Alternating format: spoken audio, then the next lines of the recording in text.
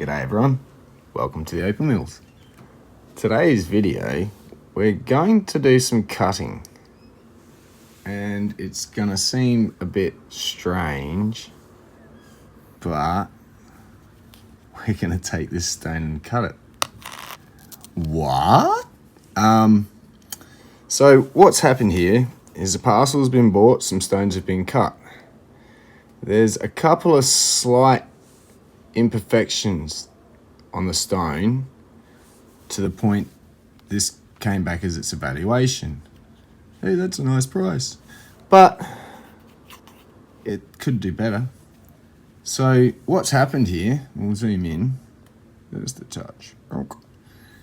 Now, when it comes to setting a stone, we need to get this edge where this starts curving up here evenly all the way around. And if you notice following this one here, as we come around to the front, it very thins right down here, very low. So by contrast, you've got a thicker end and a thinner end. So this needs to be brought in a touch. And it also has this. There's not much we're going to be able to do about that except cope with it as we bring it in. So I've just quickly drawn some marks on here, as this end is the one that needs the attention.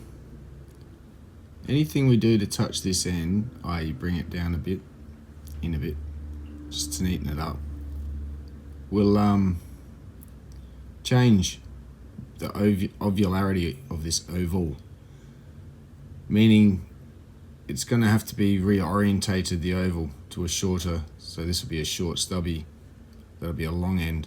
So this center point will have to shift down as this comes in.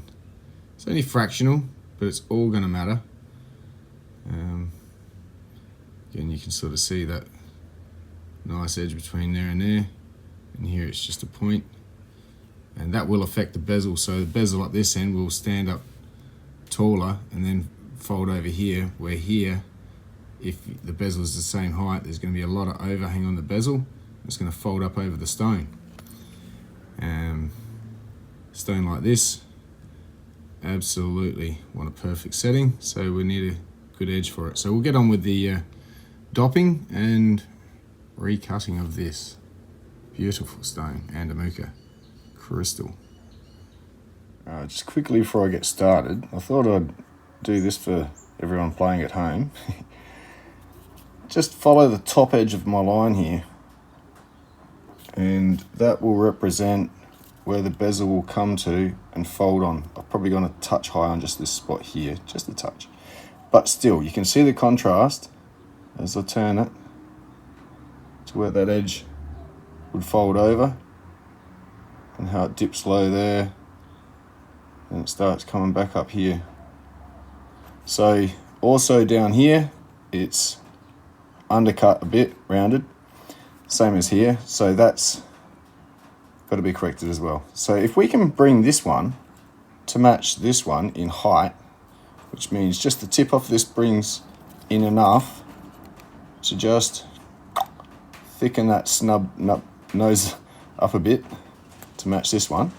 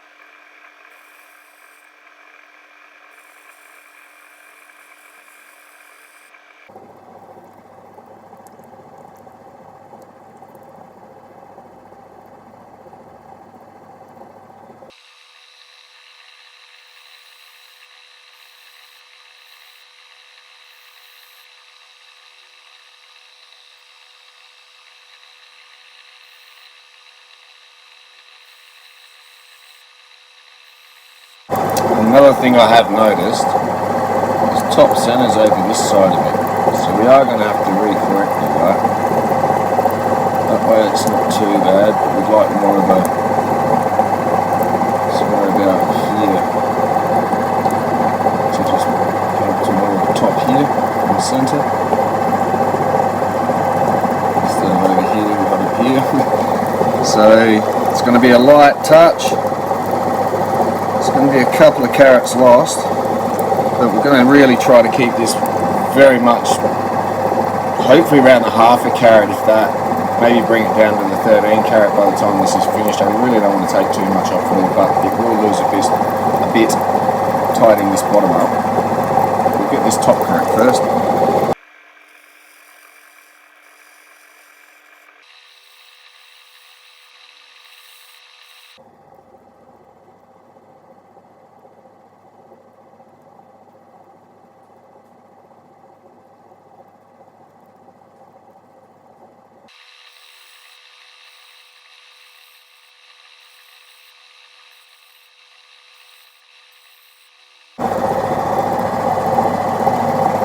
Trying to bring this side down a little bit to bring this top over a touch into the centre.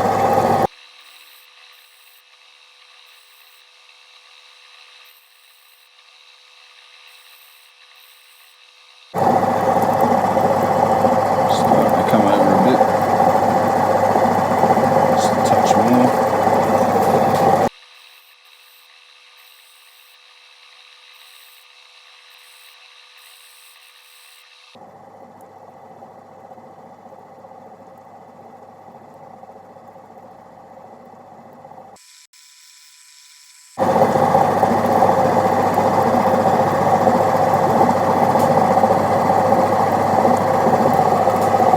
Central.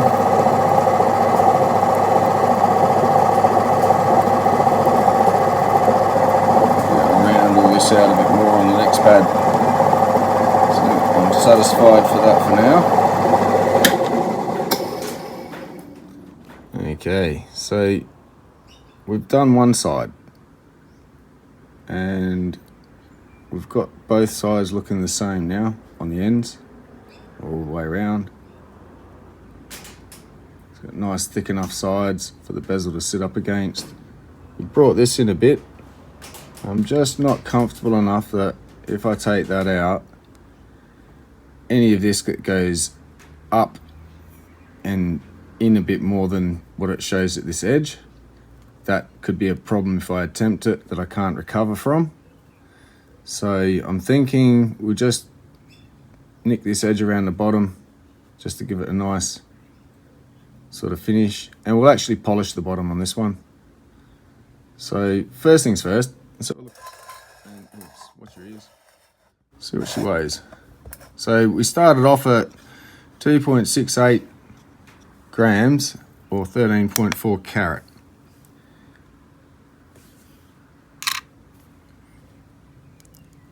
Now we're on 13.05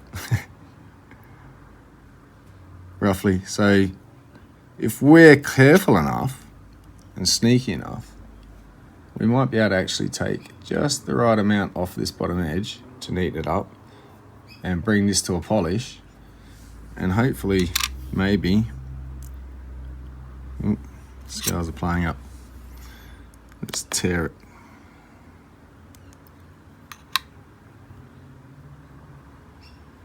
It's just under 13.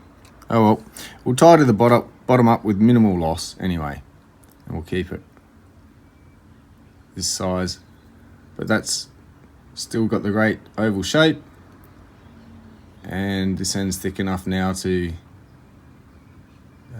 match all the way around. When the bezel sits around this edge all the way, it's going to be nice and even, which will still produce an oval. If it folds over too much in one spot, you put your oval out of shape by the bezel setting, not your oval. So if your oval's not nice and neat around the top edge, where it starts curving over that the bezel wants to fold to, you may have issues setting. Or your jeweler will, and he'll probably pay you less for having to. So if this stone was bought at that price, it was priced that way because this correction now has to be made. So not only does this actually increase the value, it probably increases it substantially.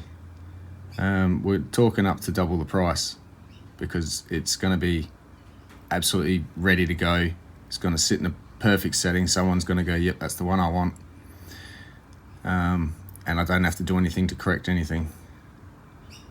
So I'm just going to go over, tickle the back, and come back. All right, here we are, all finished. So at $200 a carat we started out at on the pricing of this stone, due to the couple of issues it did have. So we've got a more central top now, and the two ends match up. So the bezel will sit beautifully all the way around, nice and even, or claws, and they'll sit nice and perfect. And everything will look perfect, as some expect with such expensive material. Yeah, so the back we did a polish on as well. Fingerprints. So it got a nice little polish. Looks really, really nice, except for that bit that could be hidden with a bit of silver gold, and somehow some of the back nonetheless be displayed. Even if you put a full back and cut out like the initial or something, little shape on the inside so that just displays some of the opal on the back. That's always a bonus. So it all comes down to the cut, and that's where, forget the shape for a moment, but the cut itself is not just grinding and polishing and looks pretty. You've got to finish it up, and I've mentioned this a few times, it's got to be finished up so that it can be set, because that's where it has to go. If it can't be set, it's not worth anything without being corrected, and it's only worth what, basically rough price, but rough price with a obviously not much left to the imagination. You know what you get, so it'll be a high rough price. But that stone to start with, this one, if it was to be bought, would have only paid that much for it. Now if I'd have paid that much for it, well, let's go over here first. Let's see how much we lost. Ooh, watch that noise again. I'll have to edit that out. Now, how much have we lost? We started off at 2.68, went down to 2.6.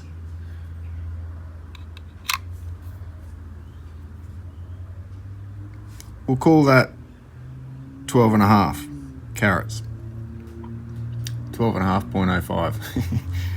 So at 12.5 carats, at this price, we only now have a $2,500 stone. Oh no, I've reduced the... No. Now that it's ready to go, minimally, I'd chuck another $100 a carat on this. For this kind of color though, you're probably looking closer to $400 to $600 a carat. Absolutely all day, every day.